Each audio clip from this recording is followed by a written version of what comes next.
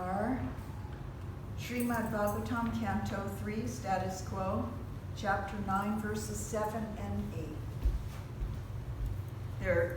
They really go together. Om Namo Bhagavate Vasudevaya. Om Namo Bhagavate Vasudevaya. Om Namo Bhagavate Vasudevaya. Om Namo Bhagavate Vasudevaya. Om Namo Bhagavate Vasudevaya. Om Namo Bhagavate Vasudevaya. Om Namo Bhagavate Vasudevaya. Om Namo Bhagavate Vasudevaya. We're going to miss you, Ryan. Oh, I just got to notice that flight was canceled. Oh, your flight was canceled. Sorry.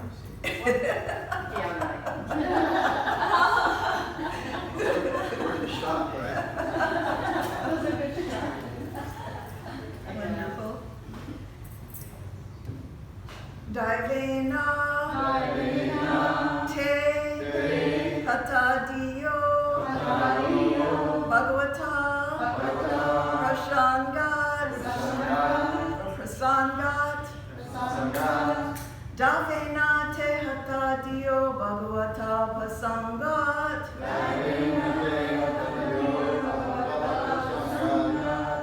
Nagapatni, can you give me the tune? I have such bad tonal memory. You're so good at it. Davena te hatatiyo Bhagavata prasangat. Perfect. Thank you so much. You might have to help me again in the next one. Okay. Sarva subho pasana. Sarva shubho pasha mandad. Bhumikendriya. Yay. Sarva, okay, this one's Sarva shubho pashad manad vimukendriya. Yay.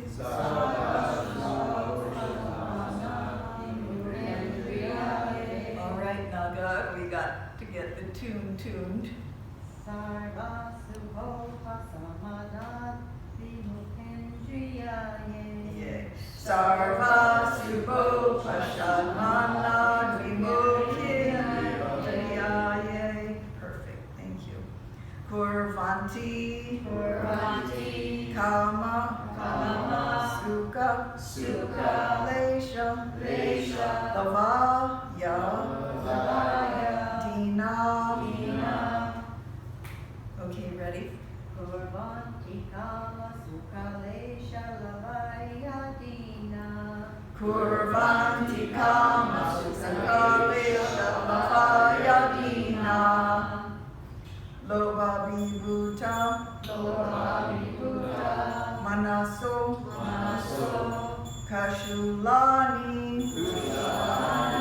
shasvat.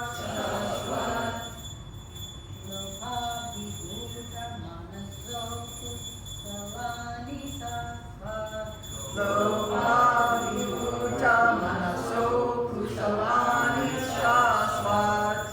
Perfect, thank you. Davena te yatodiyo bhavata prasangat.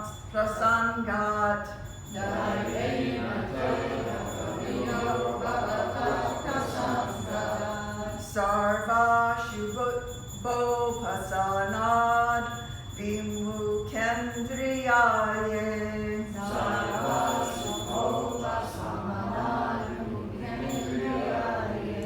Kurvanti kama sukha lesha lavaya dina.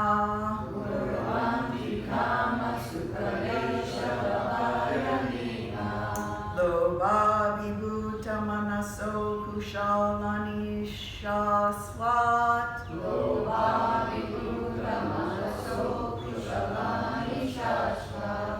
Divena te hatadiyo bhavata pasangat. Divena te hatadiyo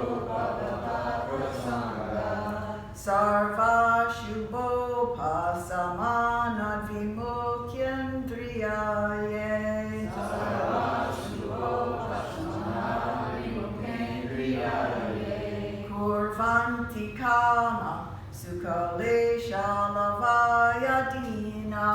Kurvanti Kama Sukhalesha Lavaya Dina. Lobabi Bhuta Manaso Kushalani Shaswat. Lobabi Bhuta Manaso Kushalani Shaswat. Others? Daivena te hatatiyo bhavata prasanga.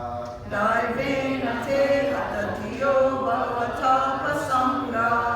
Sarvashubho pasamanad vimukhendriyaye. Sarvashubho pasamanad vimukhendriyaye. Kurvanti kama sukhalesha lavaya dina. Kurvanti kama sukhalesha lavaya dina. Lobha vibhuta manaso kushalani shashvat. Loba vibhuta manaso kushalani shaswat. Daivena te hatatiyo bhavata prasanga. Daivena te hatatiyo bhavata prasangat. Sarva Shubho Pasamana Vimukhyendriyaye. Sarva Shubho Pasamana Vimukhyendriyaye. Kurvanti Kama Sukhalesha Lavaya Dina. Kurvanti kama sukhalesha lavaya dina. Loba vibhuta manaso kushalani shaswat. Daivena te hatatiyo bhavata prasanga. Daivena te hatatiyo bhagavata sampasangat. Sarva Subho Pasamad Vimukhyendriyaye. Sarva Shubho Pasamana Vimukhyendriyaye. Kurvanti Karma Sukhalesha Lavaya Dina. Kurvanti kama sukhalesha lavaya dina. Lobha vibhuta manaso kushalani shashvat. Loba vibhuta manaso kusalani shaswat. Daivena te hatatiyo bhavata prasanga. Daivena te hatatiyo bhavata prasangat. Sarva Shubho Pasamana Vimukhyendriyaye. Sarva Shubho Pasamana Vimukhyendriyaye. Kurvanti Kama Sukhalesha Lavaya Dina. Kurvanti kama sukhalesha lavaya dina. Loba vibhuta manaso kushalani shasvat. Loba vibhuta manaso kusalani shaswat. Daivena te hatatiyo bhavata prasanga. Daivena te hatatiyo bhagavata prasangat. Sarva Shubho Pasamana Vimukhyendriyaye. Sarva Shubho Pasamana Vimukhyendriyaye. Kurvanti Kama Sukhalesha Lavaya Dina. Kurvanti kama sukhalesha lavaya dina.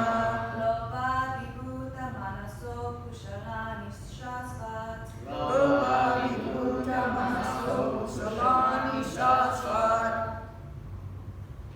Anyone else? Daivena. By fate of misfortune. Te. They. Hatadiya. Bereft of memory. Bhavata. Of you. Prasangat. From the topics. Sarva. All. Ashubha. Inauspiciousness. Upashamanat. Curbing down. Vimukha. Turned against. Indriya. Senses. Yea, those kurvanti, act, kama, sense gratification, sukha, happiness, lesha, grief, lavaya, for a moment only, dina, poor fellows, loba abhibuta, overwhelmed by greed, manasa, of one whose mind, akushalani, inauspicious activities, shasvat, always. Translation and purport by His Divine Grace, A.C. Bhaktivedanta Swami Srila Prabhupada. Oh, my Lord, persons who are bereft of the all-auspicious performance of chanting and hearing about your transcendental activities are certainly unfortunate and are also bereft of good sense. They engage in inauspicious activities, enjoying sense gratification for a very little while. Repeat after me. Oh, my Lord. Persons who are bereft of all auspicious performance, of chanting and hearing about your transcendental pastimes, activities, are certainly unfortunate, and are also bereft of good sense. They engage in inauspicious activities, enjoying sense gratification for a very little while. That's very intense, for a very little while. Purport. The next question is why people are against such auspicious activities as chanting and hearing the glories and the pastimes of the Lord, which can bring total freedom from the cares and anxieties of material existence. This reminds me when we were on Harinam last Saturday and Shanti told us that he accidentally got pulled in twice by Christian hecklers, and he kind of got, usually we disengage very quickly, but he kind of got sucked into a conversation. So even sometimes people who think they know and they don't want to hear anything about the glorious pastimes of the Lord, better to just disengage. You know, they think they know. So here, why people are against such auspicious activities as chanting and hearing the glories and the pastimes of the Lord, which can bring total freedom from the cares and anxieties of material existence. The only answer to this question is that they are unfortunate because of supernatural control due to their offensive activities performed simply for the sake of sense gratification. The Lord's pure devotees, however, take compassion upon such unfortunate persons in a missionary spirit, try to persuade them into the line of devotional service. Only by the grace of pure devotees can such unfortunate men be elevated to the position of transcendental service. And this is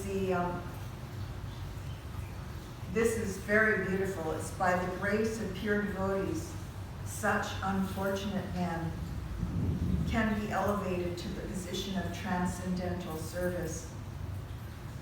So the mercy of the Vaishnava is so very important, so extremely important. So going on to the next verse, if it lets me.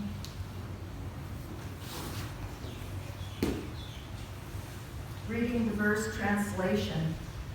O great actor, My Lord, all these poor creatures are constantly perplexed by the hunger, thirst, severe cold, secretion and bile, attacked by coughing winter, lasting summer, rains, and many other disturbing elements, and overwhelmed by strong sex urges and indefatigable anger. I take pity on them and am very much aggrieved for them. Repeat after me. O great actor, my Lord, all these poor creatures are constantly perplexed by hunger, thirst, severe cold, secretion and bile, attacked by coughing winter, lasting summer, rains and many other disturbing elements, and overwhelmed by strong sex urges and indefatigable anger. I take pity on them and am very much aggrieved for them. Purport. A pure devotee of the Lord, like Brahma and persons in his disciplic succession, are always happy to see the perplexities of the conditioned soul who are suffering the onslaughts of the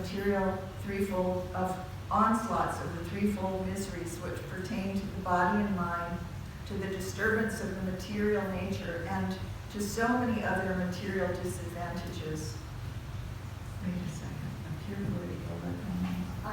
Unhappy. Okay, that really didn't make sense. It's like, okay, I'm going to read that over again since I read it wrong.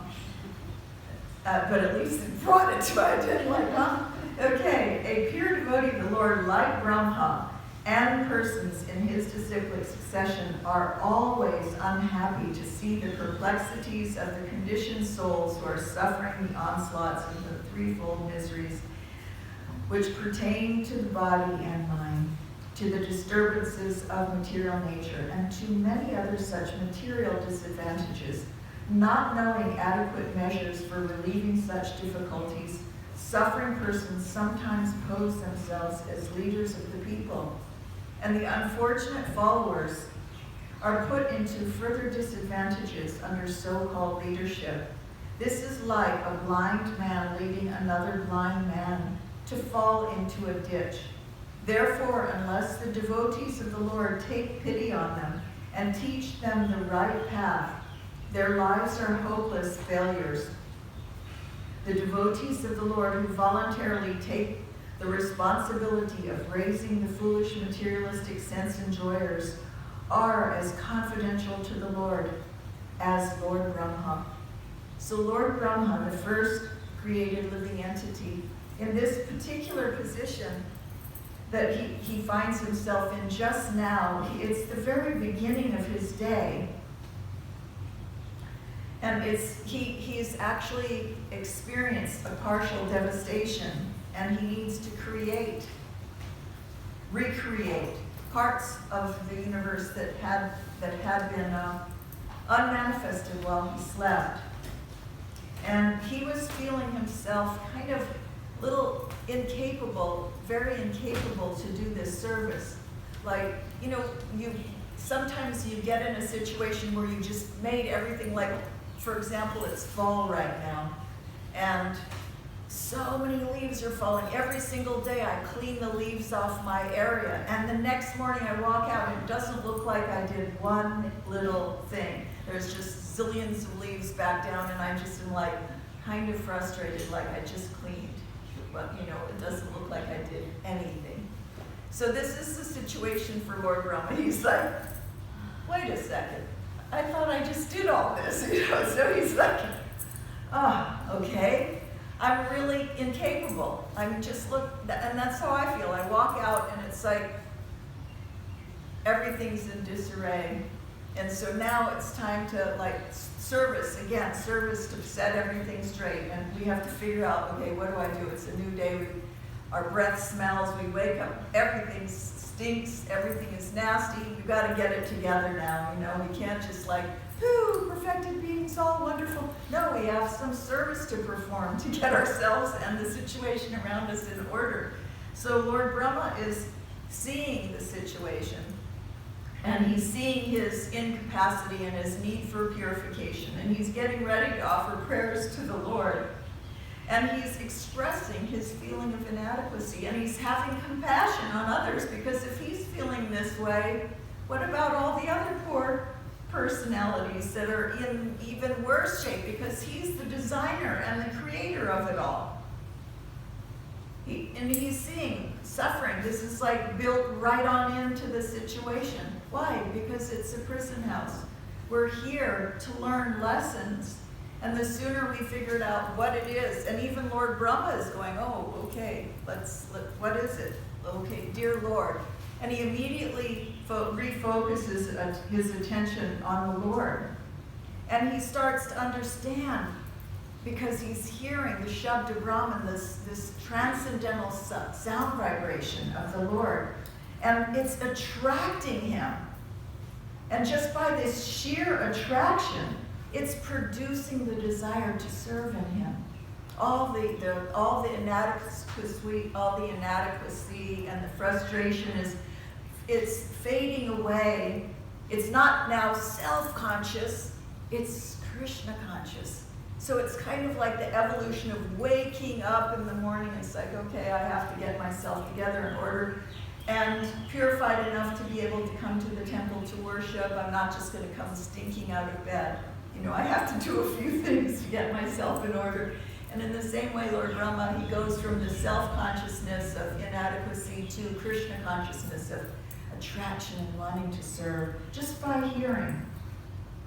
And he's the creator of this world. He's the designer of this world. And he himself, in these verses, he explains that there's very little pleasure here.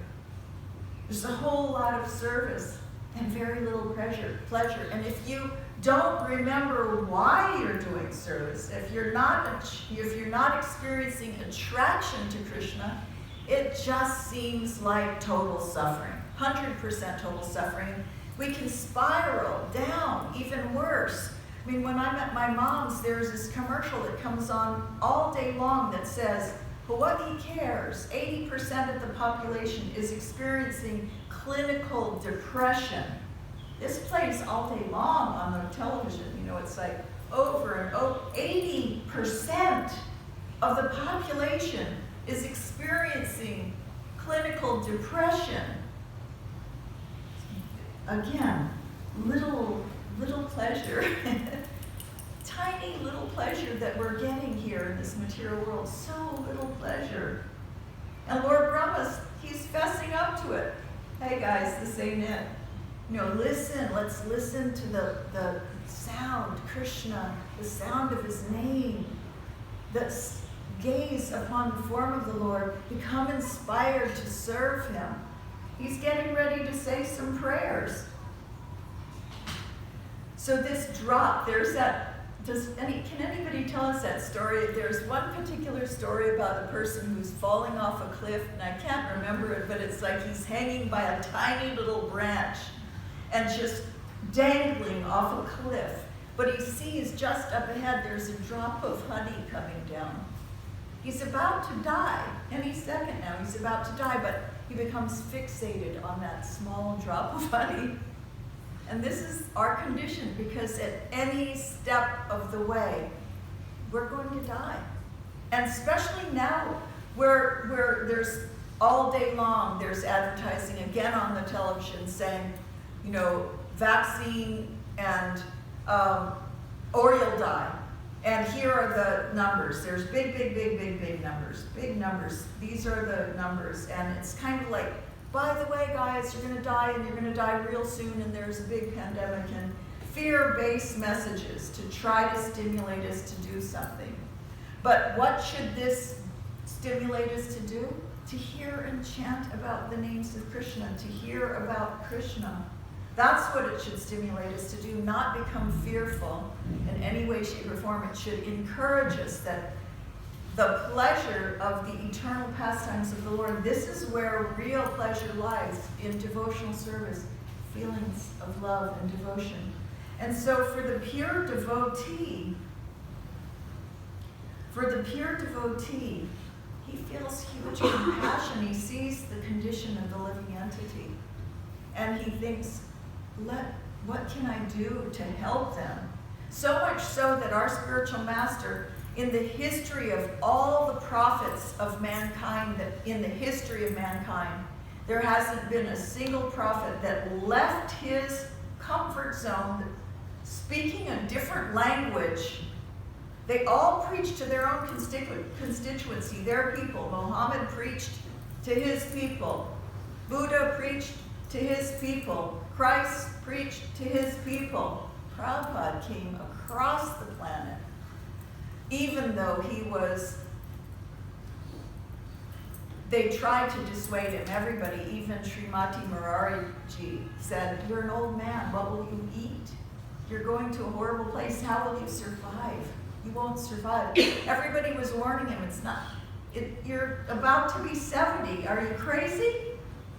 But Prabhupada, because of compassion and the order of his spiritual master, who had so much compassion, he came across the planet to Patalaloka. This place is considered Patala by the Shud Brahmins.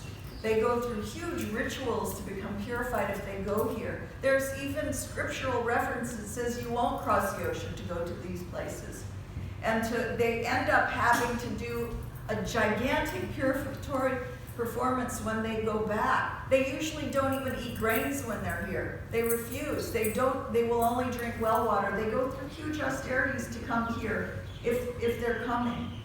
And Prabhupada came with $7 and a few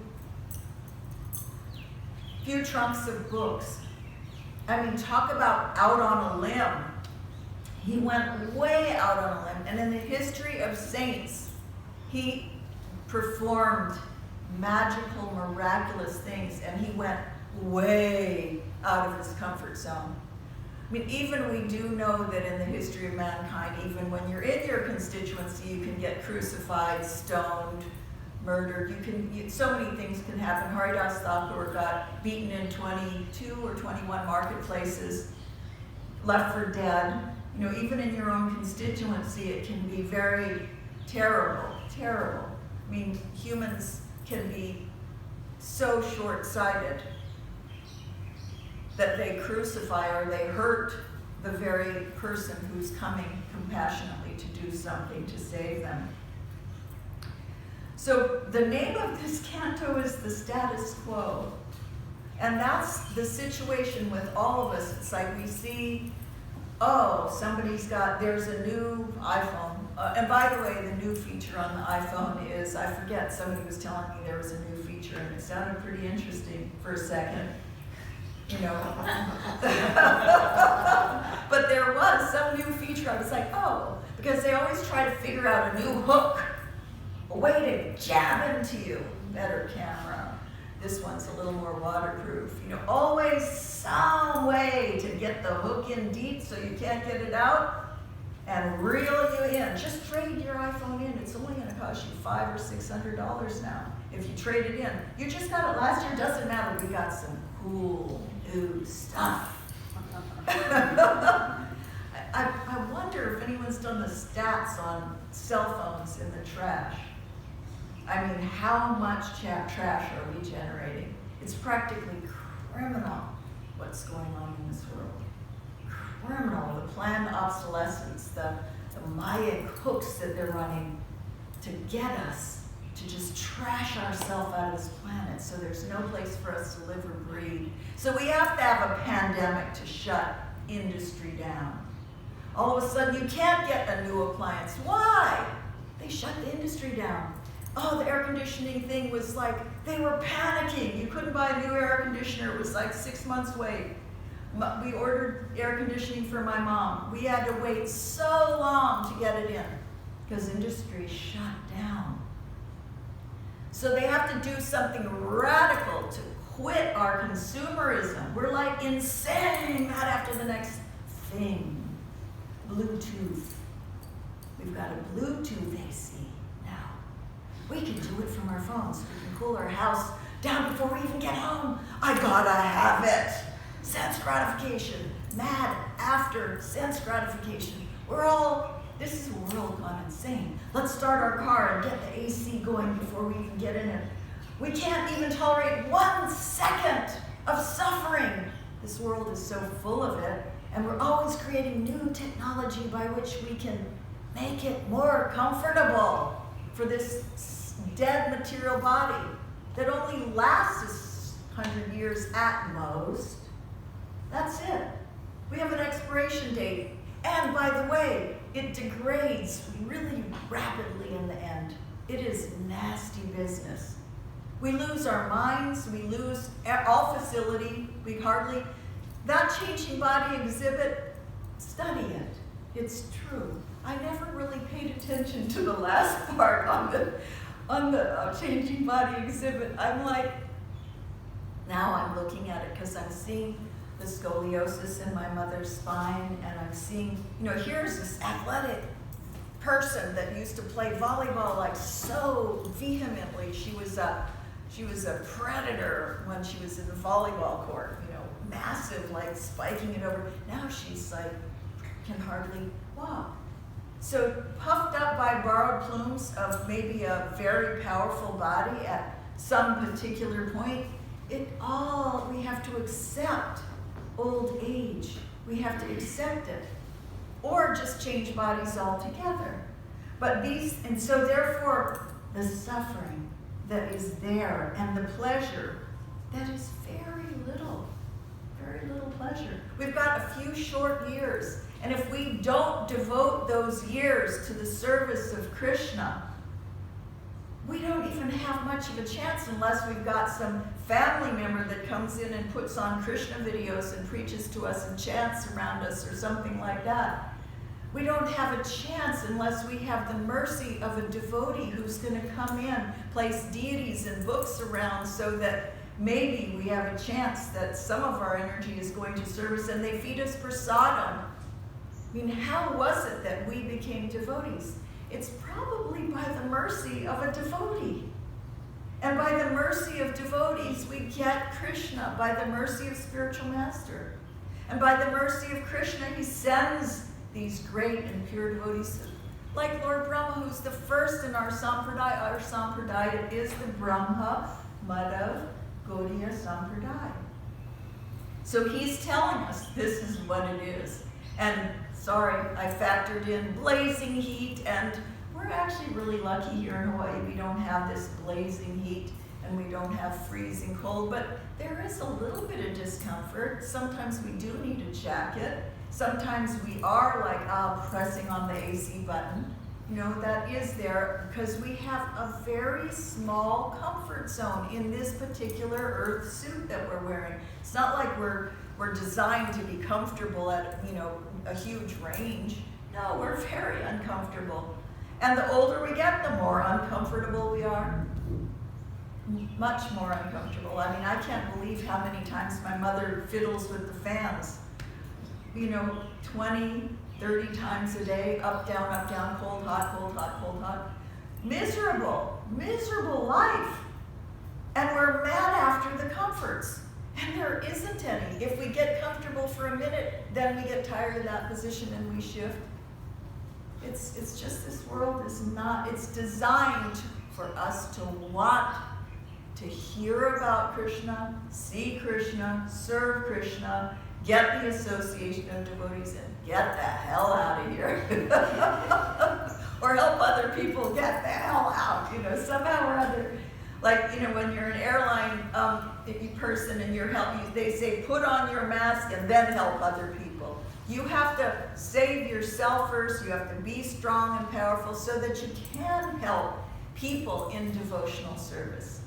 And that can be actually inspirational we become better persons. I remember when I was In Vrindavan, I was teaching a yoga class. Why? So I would show up and do yoga every day. I might be a rascal and not do it at home alone. But if I'm sharing yoga with other people, I'm sharing yoga with other people. And so I would go and I would do my exercises, and I would call it off-the-wall yoga for emerging butterflies, young, old person's yoga, you know. But by sharing it with other people, then we do it. So that's the idea, is we share. And that comes because we know we have something that's good for us that we want to share. We have gratitude to Krishna that he's given us a nice and healthy life. A life of singing, dancing, pranayam. We have bhakti yoga pranayam in the morning. Sing like we mean it, that's pranayam. That's the best pranayam on the planet, is singing with vehemence. You know, when you sing like with every ounce of your being, you're getting the best pranayam possible. That's real yoga.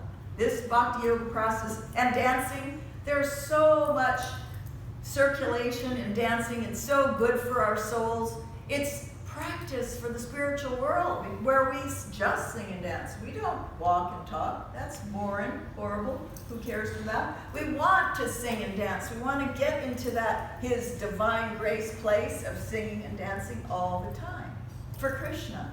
Not about, look at me, I'm posing, I'm so cool, so wonderful, look at me. No, it's about Krishna all the time. It's always about Krishna. It isn't about my smelly skin bag for the moment. It's about Krishna eternally glorifying the Supreme Personality of Godhead. So it takes radical change, revolutionary change. Prabhupada came here and he started a Hare Krishna explosion. It was, he took hippies and he made them into happies, drug-addicted folks. He turned their lives around. And I know I wanted to 24 hours a day to be high naturally. I did not want to be dependent on something to be happy. I wanted to depend on Krishna, on his name, the beauty of his name. I wanted to be Jai Shri Shri Panchatattva Ki Jai.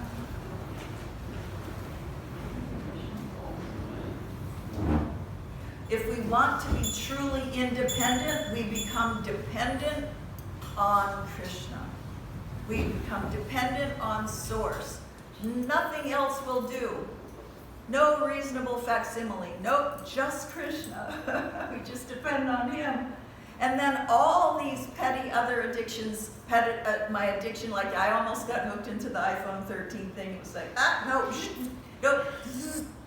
not doing it, not going there, not getting tempted, because I could. Oh, better camera? Oh, I can use that for Krishna. But then you're just hooked into the whole thing, monthly payments or whatever it is. It's like the addictive thing. They're always designed, advertising, to hook you one way or another, make you dependent on some system. That is not it. We are systematically sharing Krishna. Prabhupada says we're systematically propagating the holy name of Krishna. How we can all get together and sing and dance for Krishna. That's the whole idea. That how can we all congregationally glorify and relish Krishna? That is the business of the pure devotee, is to share this lovely, lovely process. And Bhagavatam is the most lovely hammer. It, like Maharaj always says, it's the pounding the post technique. Pounding, pounding, pounding, that yes, that post doesn't get pounded by itself. You just have to keep at it every day. Pound that post. Krishna, Krishna, Hare Hare, Hare Ram. So we become fixed in devotion, fixed in Krishna consciousness. We can't be blown away by the next breeze of Maya that comes in. We will be so solidly anchored to Krishna. Are there any questions or comments? Yes? You're asking about the cell phones. There's 416,000 cell phones thrown away every day. Every day? Every day. 416,000. 151,000 cell phones. 151.8 million a year. What was that? 151.8 million 151.8 million thrown away every year. That's trash. That's some serious trash. You know, I wonder what's the size of which state we're smothering and covering with cell phone debris. Anyway, that's sad. Hare Krishna, glories to Srila Prabhupada.